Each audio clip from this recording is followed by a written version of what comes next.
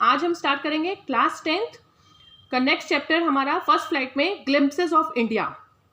Glimpses of India means होता है India की कुछ झलक। ग्लिम्पसेस मीन्स होता है झलक, इंडिया की कुछ झलकें। तो इस चैप्टर में हमारे पास 3 पार्ट हैं और तीनों पार्ट्स में हम इंडिया के अलग अलग पार्ट्स की कुछ ना कुछ हमको झलक दिखाई देगी, यानी कि हमको किसी ना किसी पार्ट के बारे में बताया जाएगा। तो फर्स्ट पार्ट है अ बेकर फ्रॉम गोवा, इसमें हमको गोवा के बेकर्स के बारे में बताया जाएगा। और सेकंड पार्ट है कूर्ग, ये भी हमारा एक प्लेस है जब हम पढ़ेंगे। एंड टी फ्रॉम आसाम, और आसाम के बारे में, आसाम की चाय के बारे में हमको इस पार्ट में बताया जाएगा। तो हमारा जो फर्स्ट पार्ट है वो है a baker from Goa, baker के गोवा।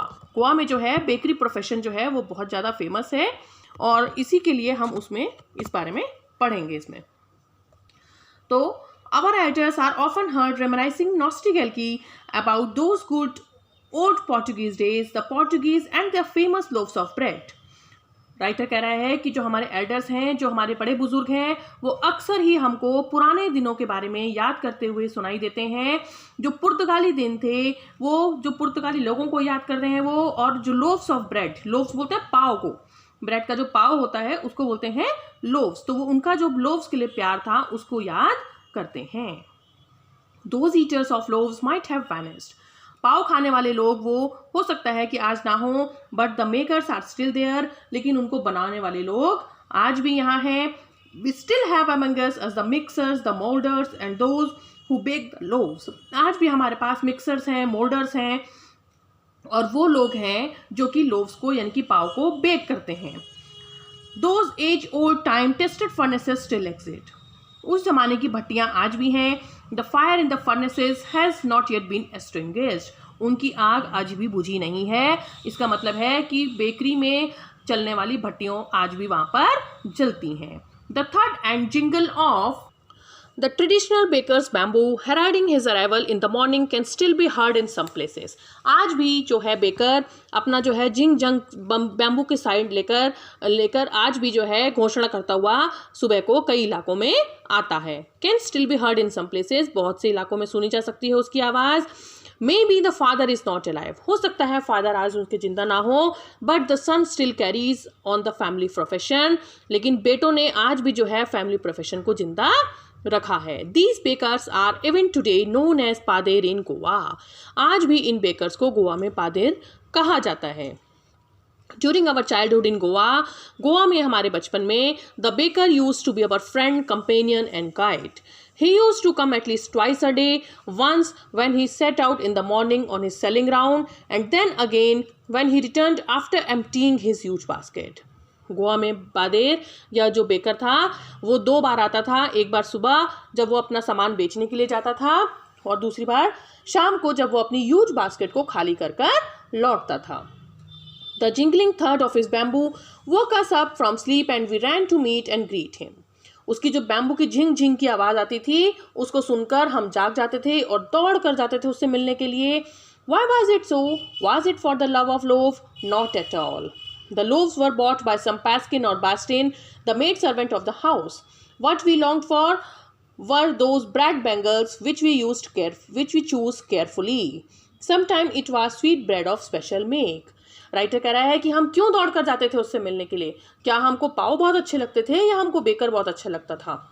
वो कह रहा है कि पाव तो लोव्स तो घर की किसी भी मेड के द्वारा खरीद ले जाते थे, हम तो जो है क्या खरीदने जाते थे, ब्रेड बैंगल्स। ब्रेड बैंगल्स क्या होती थी, जैसे पाव होता है गोल गोल मोटा सा होता है, वैसे ब्रेड बैंगल्स जो है एक सर्कल बना होता है, बीच में से खाली होता है, बैंगल की तरह, पाव का ही एक सब्स्टिट्यूट होता है वो, लेकिन होता बैंगल की शेप में है, तो उसको बोलते हैं ब्रेड बैंगल्स। राइटर कह रहा है कि वो कभी कभी मीठा भी होता था, हम तो उसको लेने के लिए जाते थे।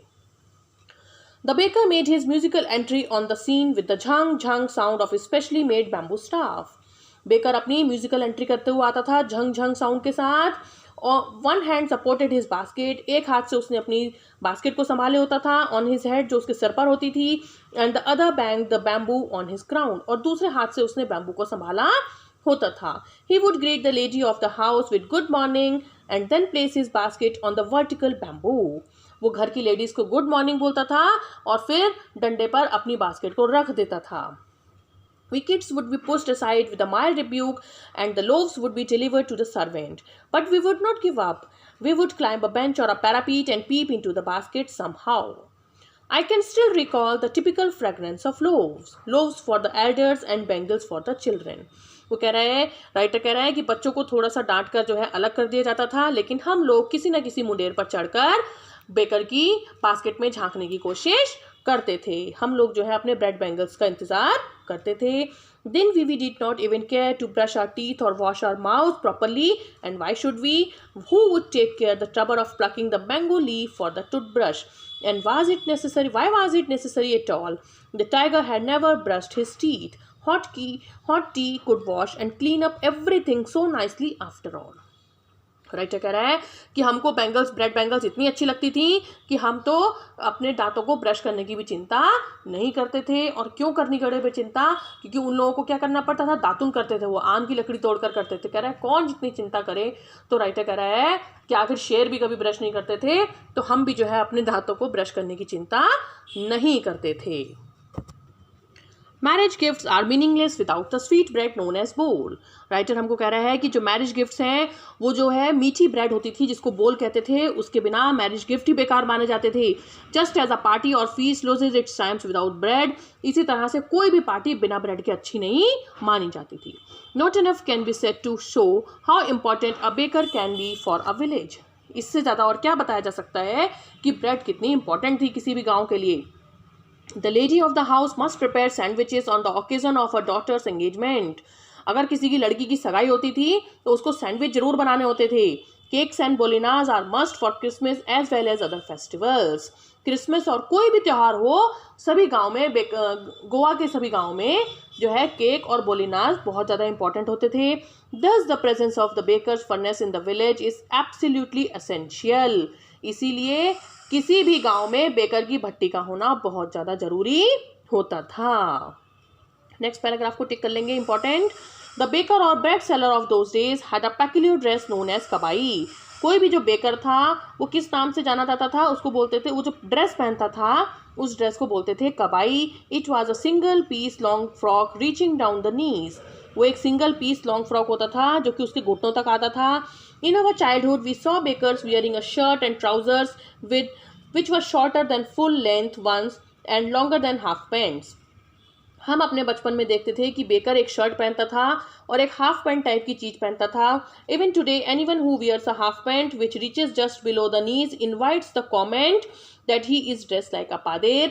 आज भी हमारे यहाँ अगर कोई हाफ पैंट घुटनों से नीचे वाली पहनता है तो उसको कह देते हैं कि इसने पादेर की तरह कपड़े पहने हैं. नेक्स्ट पैराग्राफ भी इंपॉर्टेंट है. The baker usually collected his bills at the end of the month.